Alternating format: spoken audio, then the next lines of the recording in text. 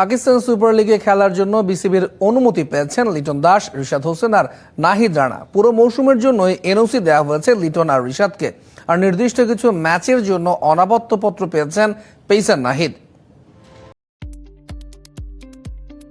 পিএসএলতে খেলার অনুমতি পেলেন লিটন, রিশাদ ও নাহিদ।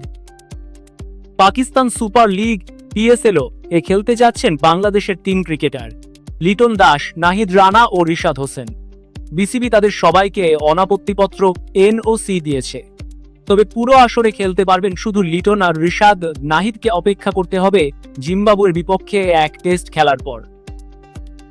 লিটন রিশাদ শুরু থেকেই খেলবেন। বাংলাদেশ টেস্ট দলে জায়গা না থাকায় পিএসএল এর শুরু থেকেই খেলতে পারবেন রিশাদ হোসেন।